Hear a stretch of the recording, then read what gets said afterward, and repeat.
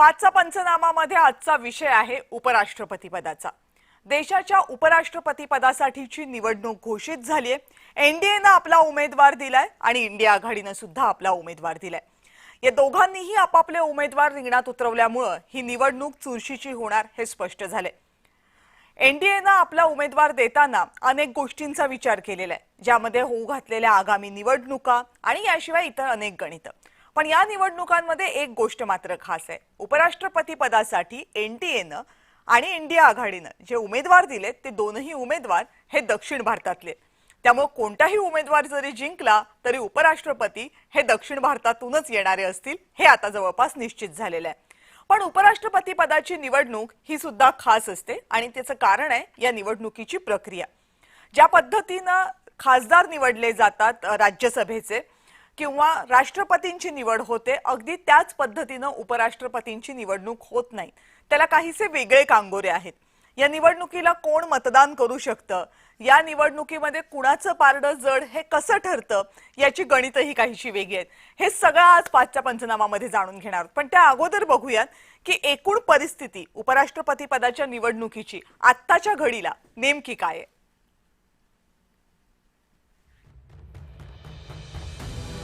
एनडीएचे CP Radhakrishnan की India आघाडीचे बी सुदर्शन रेड्डी, कोण होणार देशाचे नवे उपराष्ट्रपती? या प्रश्नाचं उत्तर 9 सप्टेंबरला मिळेल। 9 सप्टेंबरला होणाऱ्या उपराष्ट्रपती पदाच्या निवडणुकीसाठी हे दोन महत्त्वाचे उमेदवार रिंगणात आहेत। भारताचे माजी उपराष्ट्रपती जगदीप धनखड यांनी प्रकृतीच्या कारणास्तव आपल्या पदाचा राजीनामा दिला आणि त्यानंतर उपराष्ट्रपती पद रिक्त होतं। भारताच्या उपराष्ट्रपती पदाची निवडणूक ही देशातल्या इतर निवडणुकांसारखी नसते। राष्ट्रपती पदाच्या निवडणुकीपेक्षा सुद्धा ही निवडणूक वेगळी असते। उपराष्ट्रपती पदाची निवडणूक होते कशी? उपराष्ट्रपती पदासाठी फक्त खासदारच मतदान करतात। लोकसभेचे आणि राज्यसभेचे खासदार मतदान करतात। विधानसभा, विधान परिषदेचे आमदार या निवडणुकीत मतदार नसतात।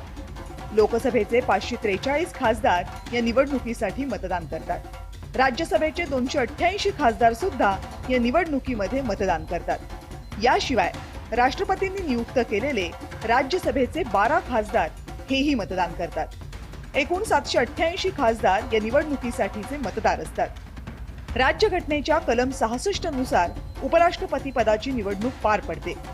उपराष्ट्रपती पदासाठी प्रत्येक मताला समान मूल्य असतं। प्रपोर्शनल रिप्रेझेंटेशन सिस्टीम नुसार या निवडणुकीचा निर्णय होतो।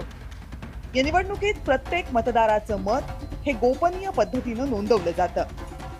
कोणत्याही पक्षाला खासदारांसाठी व्हीप जारी करता येत नाही। खासदारांना स्वतःच्या विवेक बुद्धीनुसार मतदानाचं स्वातंत्र्य असतं।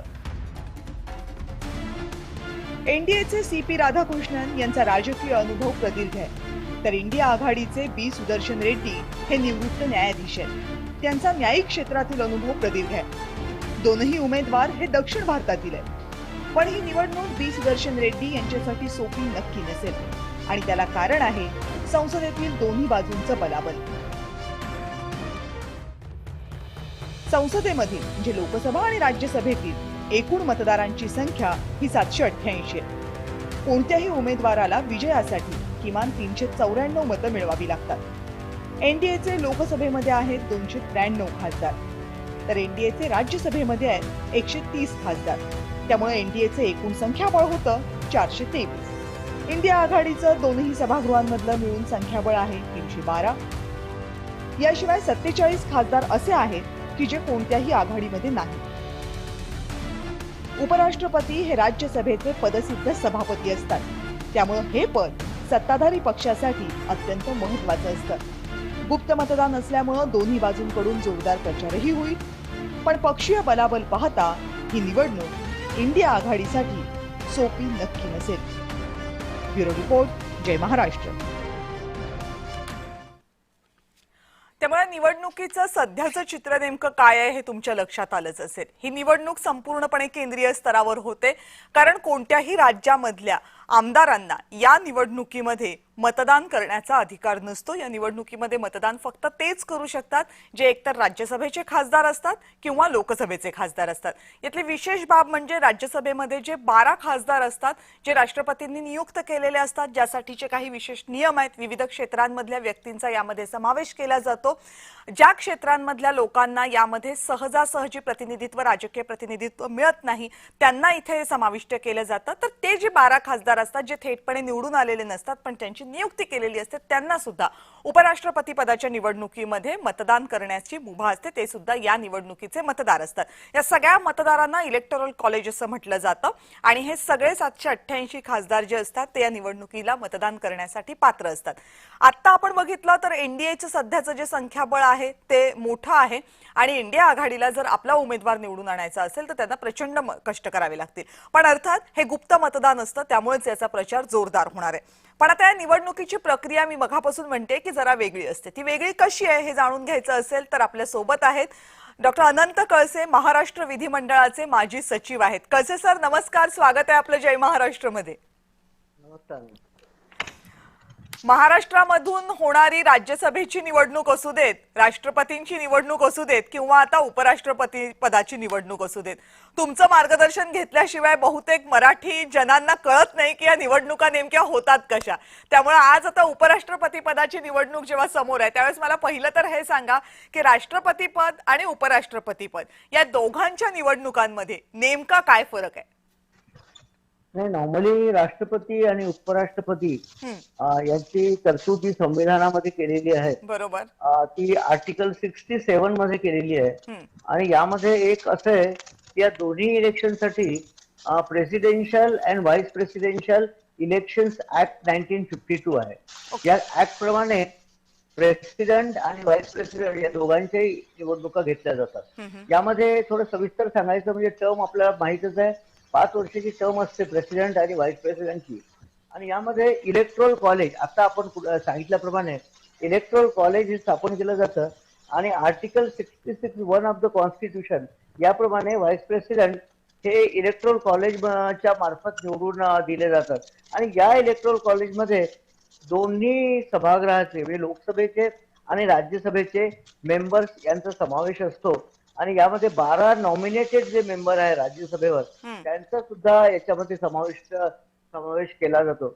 आणि या टोटल जे एकंदर जे सदस्य आहेत या इलेक्टोरल कॉलेजचे, राज्यसभेमध्ये 233 इलेक्टेड सदस्य आहेत आणि 12 नॉमिनेटेड आहे आणि लोकसभेमध्ये 543, म्हणजे असे एकूण 788 सदस्यांना मतदानाचा हक्क आहे।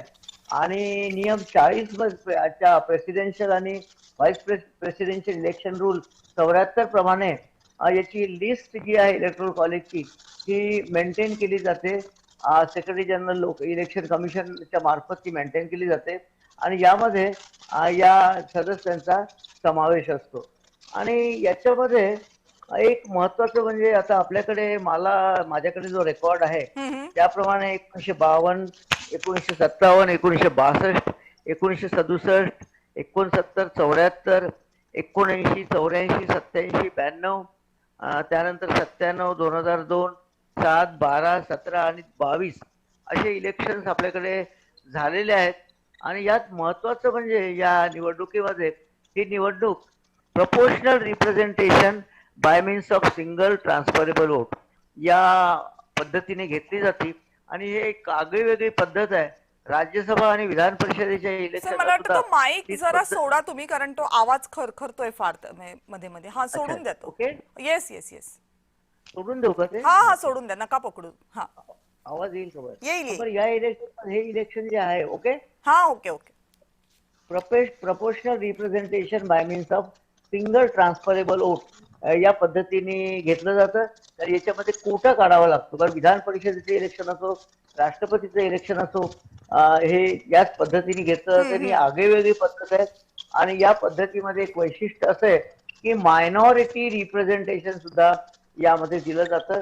ही पद्धत एक 1892 साली फिनलंडमध्ये प्रथम वापरली गेली आणि ती आता जगामध्ये वापरली जाते। आणि या इलेक्शनमध्ये सेक्शन 3(1) प्रमाणे presidential and vice presidential election act 1952 प्रमाणे रिटर्निंग ऑफिसर आणि असिस्टंट रिटर्निंग ऑफिसर हे अपॉइंट केले जातात.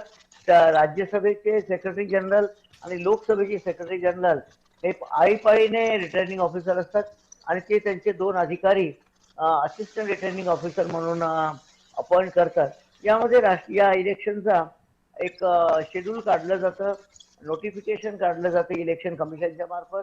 त्यामध्ये last date for making nomination, scrutiny होती त्यांची, हा हा विड्रॉल होत आणि पोलचा जो तारीख असते ती डिसाईड केली जाते.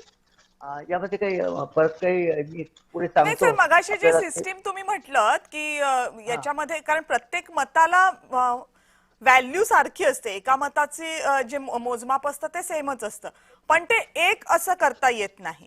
तर ती जी मोजणी होते ती कशी होते, म्हणजे फर्स्ट पास्ट बॅलेटनी होते की वेगळी पद्धत आहे? ते सांगतो तुला त्याच्यामध्ये. आणि मग तुम्हाला एलिजिबिलिटी जे आहेत उमेदवाराची व्हाईस प्रेसिडेंटची, ती संविधानामध्येच दिलेली आहे हो, आर्टिकलमध्ये. त्यामध्ये तो भारताचा नागरिक असावा, वय, त्यानंतर 35 वर्ष त्यांनी कंप्लीट केलेले असावे आणि तो राज्यसभेचा याच्यामध्ये कुठल्याही बाबा क्रिमिनल रेकॉर्ड किंवा हे नसावा. नसावं त्यांच्याकडे. अशा प्रकारे ते इलेक्शनचं हे आहे. हम्म, आणि यामध्ये मघा आपण विचारल्याप्रमाणे अत्यंत उत्तम प्रश्न म्हणजे प्रपोर्शनल रिप्रेझेंटेशन हम्म, या संदर्भातली माहिती देतो. पण या इलेक्शनला एक वैशिष्ट्य म्हणजे नॉमिनेशन पेपर एखाद्या उमेदवाराचं सबस्क्राईब करताना त्याला 20 हा, मतदारांनी, म्हणजे अनुमोदक. इलेक्ट्रल कॉलेजमध्ये जे मतदार असतात हम्म, मेंबर ऑफ पार्लमेंट, त्या 20 मतदारांनी प्रपोज केलं पाहिजे आणि तेवढ्याच मतदारांनी त्याला सेकंड केलं पाहिजे. म्हणजे 40 आमदारांच्या त्या नॉमिनेशन पेपरवर सह्या हव्या हा, असतात. तो नॉमिनेशन पेपर व्हॅलिड म्हणजे करतो मॅडम. जास्तीत जास्त उमेदवार उगाचच अर्ज भरणार नाहीत याची कदाचित काळजी याच्यानी घेतली जाते. अगदी अगदी बरोबर मॅडम, आपण अगदी बरोबर सांगितलं. आणि त्याप्रमाणे मग रिटर्निंग ऑफिसरकडे जो प्रोग्राम दिला जातो, त्या प्रोग्रामच्या अंतिम दिवशी, नॉमिनेशन भरायच्या अंतिम दिवशीपर्यंत 15,000 डिपॉझिट भरून कोणत्याही कॅन्डिडेटला जो क्वालिफाय असेल मधल्या कंडिशनला, हम्म, त्याप्रमाणे त्याला तो नॉमिनेशन फॉर्म भरता येतो.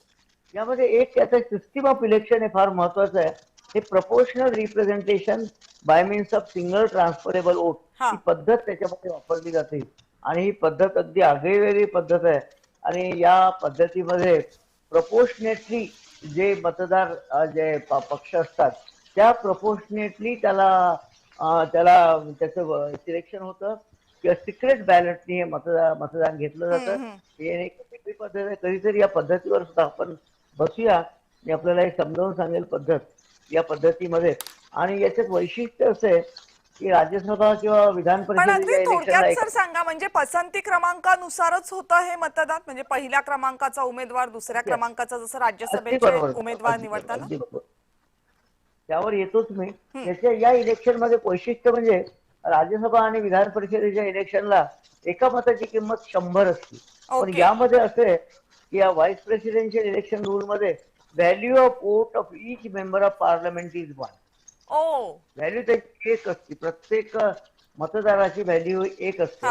आणि या पद्धतीप्रमाणे रूल 17 प्रमाणे आपल्याला हे मतदान घ्यावं लागतं. आणि याच्यामध्ये एक बॅलेट पेपर असतं. आता किती कॅन्डिडेट आहे ते त्याच्यात बघण्यात येतं. हम्म, नेम ऑफ कॅन्डिडेट दिलेले असतात आणि दुसऱ्या कॉलम मध्ये प्रेफरन्स दिलेला असतो. हम्म, हम्म, म्हणजे आता याच्यामध्ये आता मला वाटतं या इलेक्शन मध्ये या दोनच कॅन्डिडेट करायचीच असतील, हो, एक सत्ताधारी पक्षाचा आणि एक विरोधी पक्षाचा. हम्म, हम्म, त्यामुळे बॅलेट पेपरवर जास्त नावं येणार नाहीत, एक दोन अशी दोनच नावं येतील. आणि याच्यामध्ये एक महत्वाचं आहे की पसंतीक्रम मार्क केल्यानंतर हा पसंतीक्रम शब्दात मार्क करायचा नसतो, हा, हा आकड्यातच करायचा असतो. आणि किंवा रोमन आकड्यात. हम्म, पण त्यांना शब्दात नाही, त्याला एक द्यायचं, दोन द्यायचं असं तर TWO असं लिहायचं नाही. असं लिहिलं की तो बाद ठरतं बॅलेट ते पेपर मत. बाद ठरतो. त्याच्यामुळे त्याला आकड्यातच द्यायचा असतो. आता 1 2 3 4 5 कॅन्डिडेट असले तर त्याला तुम्ही 5 क्रमांक देऊ शकतात. मी एकाला 1 2 3 4 5 हा, अशी क्रमांक प्रत्येकाला देऊ शकतात. पण बॅलेट पेपरवर जर एक नंबर नसेल तर तर तो ती बॅलेट मतपत्रिका पेपर बाद होईल. बाद होती. ती मतपत्रिका बाद होती. एक हम्म, नंबर कंपल्सरी आहे, इतर नंबर तुम्ही द्या नाही तर नका देऊ. हा ऑप्शन आहे आपल्याकडे. हम्म. तसेच एक एक नंबर हा 2 उमेदवाराच्या पुढे लिहिला असेल तरी सुद्धा ती मतपत्रिका ओ. बाद होते. हे फार महत्वाचं आहे. समजा एक एक तुम्ही 2 मतदाराच्या पुढे लिहिलाय, ती बाद होती पत्रिका.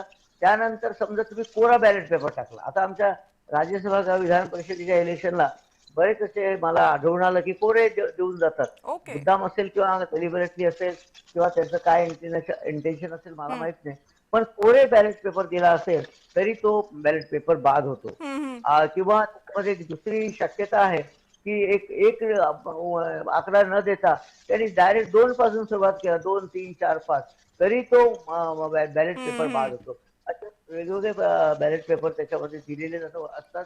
आणि एखादा बॅलेट पेपर आयडेंटिफाय होत असेल, समजा एखाद्या उमेदवाराने 1 नंबर टाकला आणि कुठेतरी खून केली त्या बॅलेट पेपरवर, तर तो आयडेंटिफाय होतो. आणि आयडेंटिफाय होत असेल तर सर्वोच्च न्यायालयाच्या निर्णयाप्रमाणे कृष्णकांतचं एक फार मोठं फेमस जजमेंट आहे, ओके. त्याप्रमाणे तो बॅलेट पेपर आयडेंटिफाय होतो म्हणून तो बाद केला जातो. अशा प्रकारे ते व्हॅलिड इनव्हॅलिड बॅलेट पेपर ची पण पद्धत सर मॅडम आहे. हे गुप्त मतदान ठेवण्याचं नेमकं काय म्हणजे याच्या मागे काही आयडिओलॉजी आहे, काही कारण आहेत गुप्त मतदान पद्धत याला ठेवण्याची? त्याच्यामध्ये एक proportional representation bye means of single transferable vote, हे जे मतदानाची प्रक्रिया आहे ती सिक्रेट बॅलेटनीच होते ती. कारण त्याच्यामध्ये अशी तरतूदच आहे त्या पद्धतीमध्ये की counting should be voting should be by the secret ballot. Open असतं तर मग सभागृहात हात वर करून सुद्धा मतदान झालं असतं. पण it's a peculiar feature of the proportional representation is that the balloting and the voting process is totally secret. Not voting, but balloting process is a secret ballot paper. म्हणजे त्याला secrecy आणि maintain इथे whip पण नाही जारी करतायत असं का? व्हीप सुद्धा नॉर्मली आपण जारी करत नाही अशा इलेक्शनला. राज्यसभेला किंवा विधान परिषदेला एक व्हीप जारी करणं म्हणजे त्या कॅन्डिडेटवर ते कंपल्शन होतं की तुम्ही पक्षीय दृष्टिकोनातून मतदान करा. हा हा. या एक वैशिष्ट्य आहे मॅडम प्रपोर्शनल रिप्रेझेंटेशनचं. यामध्ये एखाद्या उमेदवारावर तुम्हाला प्रेशर आणता येत नाही, मतदारावर प्रेशर आणता येत नाही, हे त्याचं वैशिष्ट्य आहे. त्यामुळे ते व्हीप जारी करत नाही किंवा जारी जरी केला तरी तो त्यांच्या पद्धतीने अनऑफिशियल असतो किंवा त्यांना तो वैयक्तिकरित्या दिला जातो किंवा त्यांना ओरल इन्स्ट्रक्शन दिले जातात. पण इलेक्शन इलेक्शन इन्व्हॅलिड करण्याचं एक कारण ठरू शकतं. त्यामुळे नॉर्मली मॅडम तो व्हीप जारी केला जातो. आणि सर ते मगाशी जे म्हटलं होतं, हा ठीक आहे, तुम्ही मुद्दा पूर्ण करा मग विचारते प्रश्न नंतर. नाही एवढंच मला सांगायचंय. आपण विचारा ना मॅडम काय असतं. मगाशी ना मी पण सांगताना सांगितलं की 12 जे नामनिर्देशित सदस्य असतात त्यांना इथं मतदान करण्याची संधी असते आणि तुम्ही सुद्धा तो मुद्दा अधोरेखित केलाय. पण हा मुद्दा अधोरेखित का करावा लागतो? म्हणजे ही एकच निवडणूक आहे जिथे या 12 सदस्यांना मतदान करता येतं म्हणून, की इतर सुद्धा निवडणुकांमध्ये या 12 नामनिर्देशित सदस्यांना मतदान करता येतं? नाही, नॉर्मली राज्यसभेला हे नामनिर्देशित सदस्य असतात. जसे विधान परिषदेच्या इलेक्शन्स मध्ये विधान परिषद सदस्यांना मतदानाचा हक्क कुठेच नाहीये. लोकसभेला सुद्धा पूर्वी पद्धत होती की एक अँग्लो इंडियन आम्ही नॉमिनेट करत होतो विधानसभेला. तर अँग्लो इंडियनला फक्त मॅडम राज्यसभेच्या इलेक्शनला मतदानाचा हक्क नव्हता, पण विधान परिषदेच्या इलेक्शनला त्यांना मतदानाचा हक्क होता अँग्लो इंडियनला नॉमिनेटेड सदस्य. तर हा प्रश्न मध्ये होता.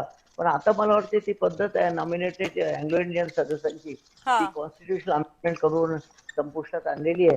त्यामुळे हा आता प्रश्न उद्भवणार नाही. पण यामध्ये स्पेसिफिक उल्लेख आहे राज्यसभेला जे 12 सदस्य आहेत त्यांना या मतदानात भाग घेता येतो आणि they are the valid voters. याच्यामध्ये असं आहे की राष्ट्रपती पदाची जी निवडणूक होते त्याच्यामध्ये विधानसभेच्या आमदारांना पण मतदान करता येतं. त्यांच्या मताची किंमत वेगळी असते, म्हणजे प्रत्येक मताला मला वाटते तिथे एक अशी किंमत नसते. नाही, राष्ट्रपतीचं इलेक्शन ते वेगळं असतं आणि त्याच्यात विधान परिषदेचे सदस्य मला वाटतं मतदान करू शकतील की नाही मला शंका आहे. सभेची पद्धत सुद्धा बरोबर. हॅलो, हा विधानसभेचे, विधान परिषदेचे नाही. हा तेच विधानसभेच्या सदस्यांना त्यांना मतदान करण्याची हे आहे म्हणजे मुभा आहे किंवा तेच पात्र असतात विधानसभेचे सदस्य. आणि राष्ट्रपतीच्या इलेक्शनला सुद्धा नॉमिनेटेड जे सदस्य असतात, आता ती पद्धत नाहीच आहे, म्हणजे ती हा प्रोव्हिजनच काढली तर ते पात्र नसतात. नसतात. म्हणून या आता हे 12 सदस्य जे आहेत ते मतदान करू शकतात या उपराष्ट्रपतीच्या इलेक्शनला. हम्म. आणि यामध्ये एकदा वोटिंग झाल्यानंतर काउंटिंग, की वोटिंग म्हणजे त्याला समजा 5 उमेदवार असेल तर 5 उमेदवाराला त्या मतदाराला म्हणजे सदस्यांना पार्लमेंटच्या 1 2 3 4 5 असे प्रेफरन्सेस देता येतात. म्हणजे proportional representation bye means of single single transferable vote. Transferable vote. पहिलं मत ते ट्रान्सफर होतं त्याच्यामध्ये. हा एक आगळीवेगळी पद्धत आहे. तर यामुळे त्याला तशी सिस्टीम म्हटली जाते. आता समजा 5 कॅन्डिडेट असेल तर तुम्हाला 5 पर्यंत प्रेफरन्सेस देता प्रेफरन्स येतात. देता येईल. तर तुम्हाला एक एक दिला तरी चालतो किंवा एक दोन दोन दिले तरी चालतात, पण एक दिलाच पाहिजे हे त्याला ते कंपल्सरी. पण आता सर जर दोनच उमेदवार असतील तर मग एवढंच असेल ना की ज्याला सगळ्यात जास्त पहिल्या पसंतीची मतं पडलेली आहेत किंवा ज्यांच्या मतपत्रिकांवर ज्याच्या नावापुढे मतपत्रिकांवर जास्तीत जास्त एक आहे ते निवडले, इतकंच सोपं असेल ना. अगदी अगदी सोपं आहे मॅडम. बरोबर, आपण अगदी बरोबर आपण योग्य प्रकारे त्याचं विश्लेषण केलंय. आता यामध्ये एकच किंमत असल्यामुळे ज्या उमेदवाराला जास्त मतं पडली तो नॉर्मली निवडून येईल. पण यामध्ये नियमाप्रमाणे कोटा काढावा लागतो. हा या कोटा काढण्याची पद्धत थोडी एक याच्यामध्ये वेगळी काय सेम आहे. तर कुठलंही प्रपोर्शनल रिप्रेझेंटेशन जरी म्हटलं तरी विधान परिषद असो, राज्यसभा असो किंवा राष्ट्रपतीचं उपराष्ट्रपतीचं ही कोटा पद्धत आहे. याच्यामध्ये नियमाप्रमाणे प्रेसिडेन्शियल आणि व्हाईस प्रेसिडेन्शियल इलेक्शन रूल प्रमाणे total valid votes divided by 2 आणि जो जो भागाकार येईल त्या क्वेश्चन मध्ये एक ऍड करायचा. हा अशा प्रकारे हा तो कोटा काढला जातो आणि फ्रॅक्शन इग्नोर करायचे असतात. आणि जो आता हे बघा, एक कोटा मी काढलेला याच्यात आपल्याला एक सांगतो. टोटल आपल्याकडे बघा मी सांगितल्याप्रमाणे 788 हा 781 आपल्याला काहीतरी 788 पार्लमेंटचे 788 हा हा 788 लोकसभा आणि राज्यसभेचे मेंबर मग आम्ही सांगितले. हम्म. आता कोटा कसा काढायचा? 788 डिवायडेड बाय 2 म्हणजे जे काही जो काही गुणाकार येईल, जो उत्तर येईल त्याच्यामध्ये एक मिळवायचा. आणि हे मिळवून किती येतील ही माझ्या माहितीप्रमाणे 395 393. हा 393.50 येतात. हा. म्हणजे 393 घ्यायचं त्याला आणि त्यामध्ये एक मिसळायचा, म्हणजे 394चा कोटा येईल माझ्याकडे. 394 समजा असं गृहीत धरा की 787 मत हे व्हॅलिड ठरले तर त्याच्या डिवायडेड बाय 2 करायचे, त्याच्यात एक मिळवायचा आणि जो काही भागाकार येईल हा त्याच्यामध्ये एक ऍड करायचा. बरोबर. व्हॅलिड वोट हा महत्वाचा आहे. म्हणजे टोटल जेवढे आहेत तेवढे नाही, व्हॅलिड वोट जितके पडलेले आहेत तितके. बरोबर, तो महत्वाचा डिफरन्स आहे. हो महत्वाचा आहे. आणि क्रायटेरिया व्हॅलिड वोटचा आपल्याला सर्वांना माहिती आहे. समजा मी मगा सांगितलं. सांगितल्याप्रमाणे हा की कोणी मतपत्रिका असेल किंवा एकाच मतपत्रिकेवर एक हा आकडा दोनदा लिहिलेला असेल किंवा एक हा आकडाच लिहिलेला नसेल, अशा प्रकारचे क्रायटेरिया याच्यामध्ये मतपत्रिका बाद होण्याचे.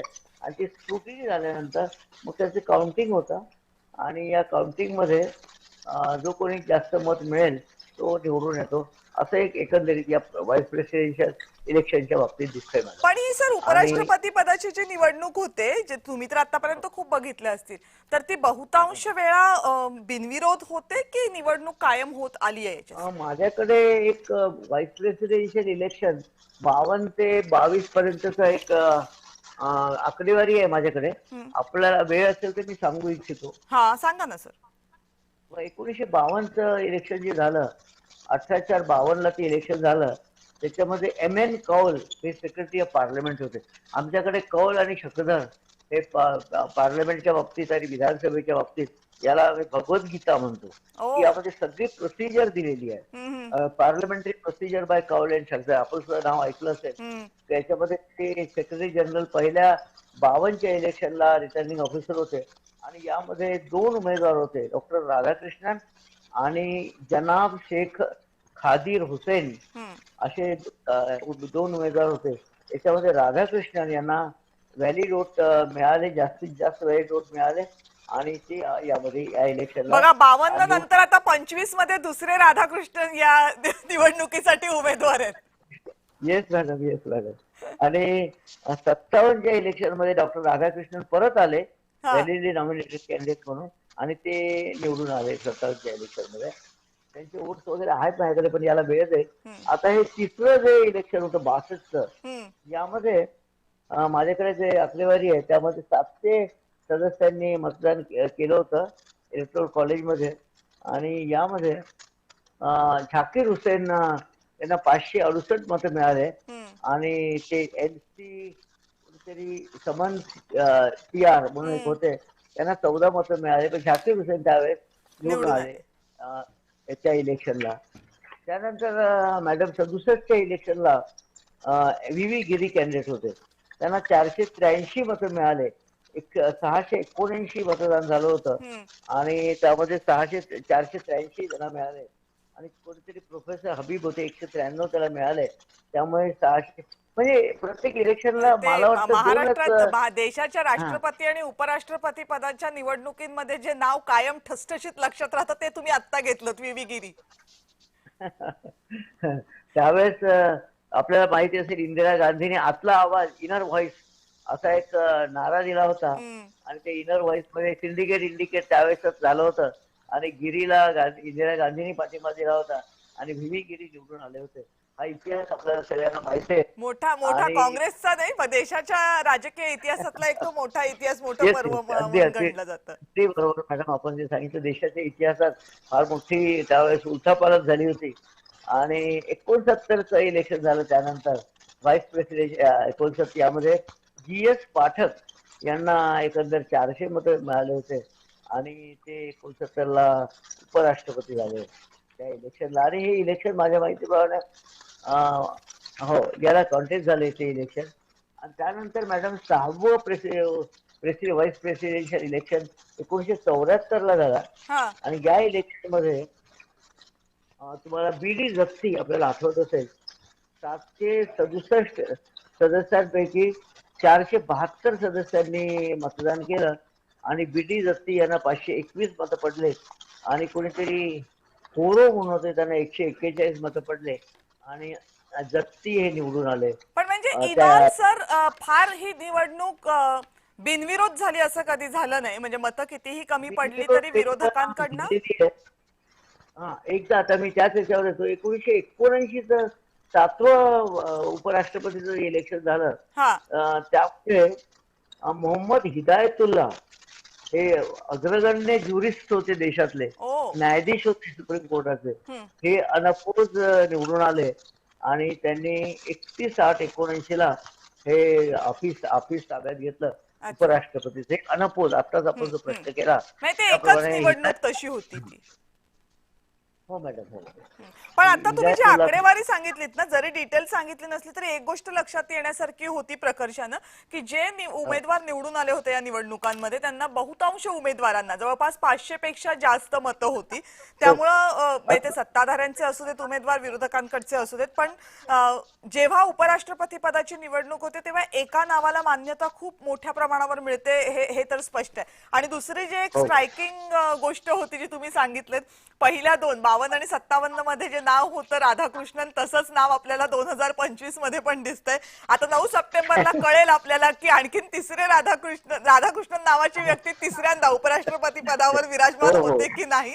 आणि 9 सप्टेंबरला माझी खात्री आहे की तुम्ही पुन्हा आमच्या सोबत असालच. आज मला ही सगळी प्रक्रिया तुम्ही सविस्तरपणे सांगितलीत आणि त्यातले डिफरन्सेस काय आहेत, वेगवेगळेपणा काय आहे राष्ट्रपती पदाच्या निवडणुकीमधला आणि उपराष्ट्रपती पदाच्या, पण त्याबद्दल सर खूप खूप आभार. आणि यानंतर 5चा पंचनामामध्ये वेळ झाली इथेच थांबण्याची. पाहत रहा जय महाराष्ट्र.